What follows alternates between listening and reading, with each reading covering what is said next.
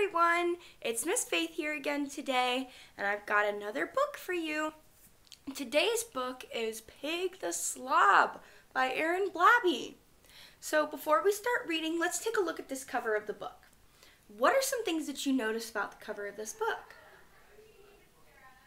Very good. Yeah, Pig is just covered in food.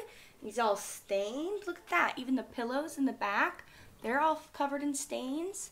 That's kind of gross, right? Pig looks a little lazy. Well, I guess we're going to have to read to see how this affects the story. So, Pig the Slob. Pig was a pug, and I'm sorry to say, he was shockingly lazy. Such a shameful display. He lived in a flat. Now, flat has a couple different definitions. Can you tell me one of them? That's very good. Yeah, flat is like something without bumps or hills. So this book is a very flat book. That is very good. Another definition of flat could be like an apartment or a place that somebody lives in. Now, what way do you think that flat is being used in this book, just based off of this first page? That's a good answer. I think we're going to have to read and find out. Horizontal position. What? So flat horizontal position. That makes sense. So let's go back and read that whole sentence all together. He lived in a flat horizontal position, which left him in truly appalling condition. So there he is, flat on his back, eating some pizza and candy buttons. Full of candy and soda and thick mozzarella, Pig was a hardcore, full-time sofa dweller. Looks like it. He's all up in that sofa.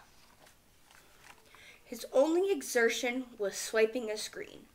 Swipe, stare, repeat was his grueling routine. So there he is. Swiping, staring, repeat. Sure, once in a while he would lift a remote, but it made him quite tired, and his ankles would bloat. What? And there you can see. This book uses a lot of rhyming so far, doesn't it? So, remote and bloat are words that rhyme. Can you name some other words that might rhyme with remote and bloat? Very good. Float and goat are very good rhymes for these two words. So let's keep reading. Flat on his back, he'd relax with a sigh, binging on TV and nuggets and pie. So there you can see he's binging on his food, but he's also binging on his show, The Real Dogs of Beverly Hills. Pig dug in deep.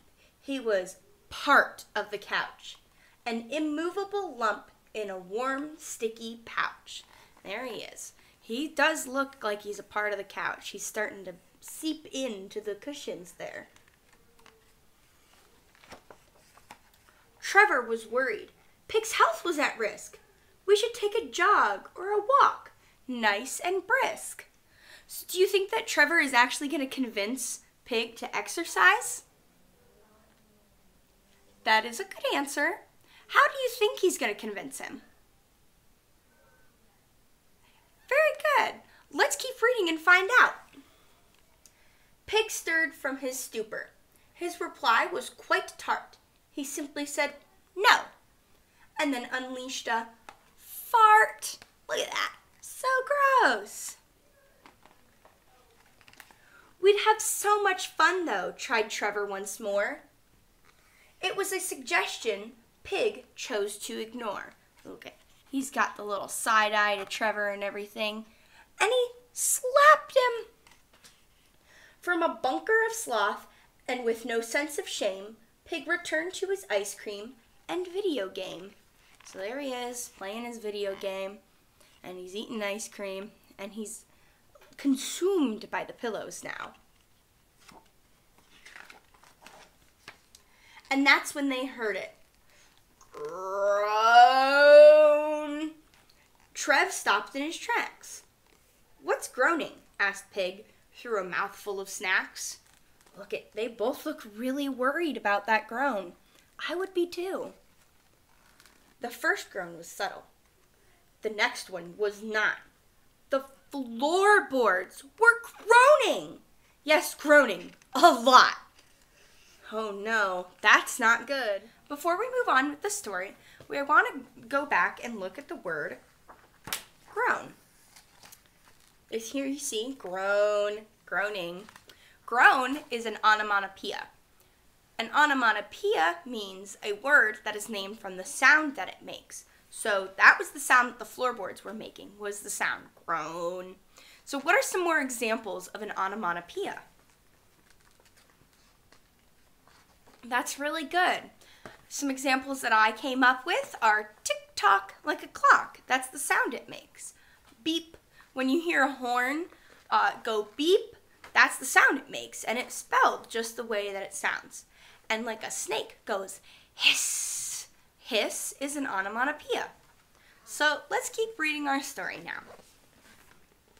"Could that be my tummy?" asked Pig, blinking slow. Then the floorboards exploded! Oh no! There's Trevor leaping out of the way. There's the couch. Hey! Watch out below! And look at that! Here's Pig coming through. There's the bottoms of the couch. That's the ceiling because there's their light. And here's the people on the floor below them. Look how scared they are. Oh no, that's not good. These days, it's different, I'm happy to say. Pig makes an effort to come out and play.